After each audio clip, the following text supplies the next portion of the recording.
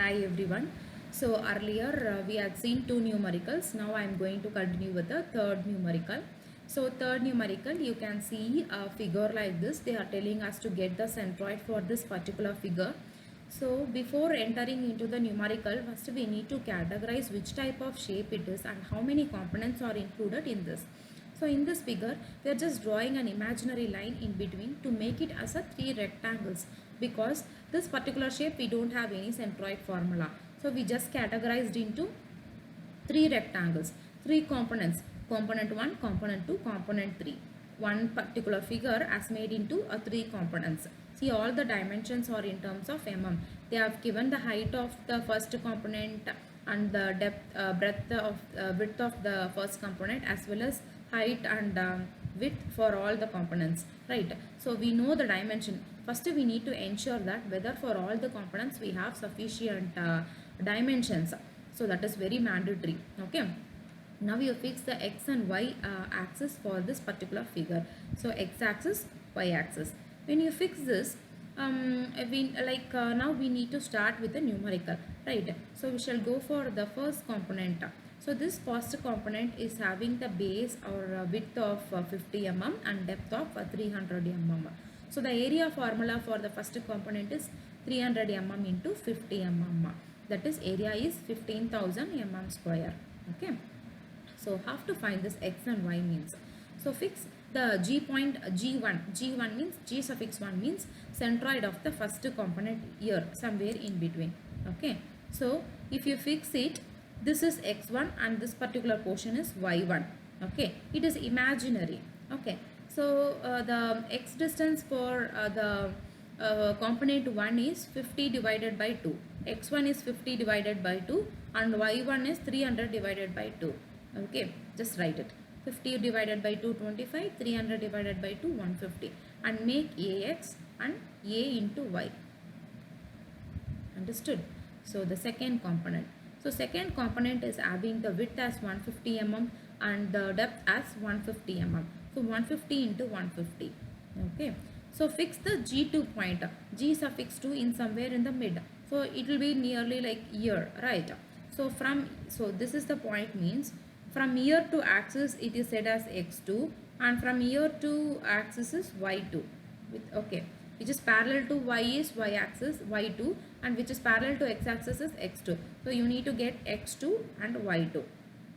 Okay, so x2 is nothing but, see, 150 divided by 2 plus this distance. So this distance is 50.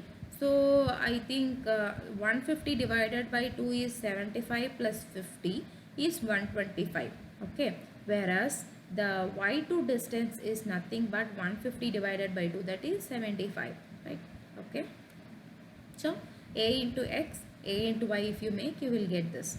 And the third rectangle, if you take now, so here if you need to write the area of the third rectangle as 100 into 200, that is 20,000, and the x distance x3 and y3 you need to calculate. First you fix g3, it is somewhere in between here, right? So this particular is the distance is x3, from here to the center point is x3, and this particular distance is y3. Okay, so x3 is 100 divided by 2 plus 150 plus 50. So 100 divided by 2 is 50, 50 plus 150, 200, 200 plus 50 is 250. Okay, y bar is 200 divided by 2, because this full distance is 200. Okay, from here to the end, so the half of the 200 is 100. Okay, d by 2, that is 100. Okay, so now you just multiply a into x and a into y. Okay, now after doing this, do the summation of area and do the summation of ax and do the summation of ay. So see, now just fix into the formula, summation of ax by summation of a, summation of ay by summation of a, and like if you multiply, like if you divide it, you will get the answer. And as I told, summation of ax unit is, see, area unit is mm square, x is mm, so ax is mm cube, so this is mm cube unit. Okay, and area is mm square. If you cancel the both, you will get mm. Okay, so x bar and y bar is you will be getting in terms of mm. Okay, now again I will give an outline for this numerical. When they are giving you one particular like figure and they are telling you to get the centroid, means you need to categorize it into components. Just name it as first component, second component, third component, and see that whether all the dimensions are perfectly given for that respective figure, or else what is the method to find the dimensions. Okay, first ensure that they are like having proper dimensions, and fix x and y distance appropriately for that. Okay, and make a tabular column of serial number, component, area, x, y, ax and ay.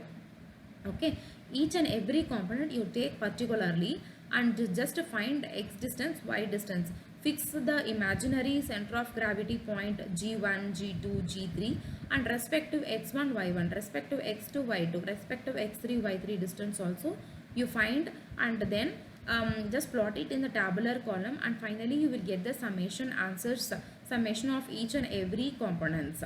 Okay, so we shall continue with my presentation in the next video. Thank you all.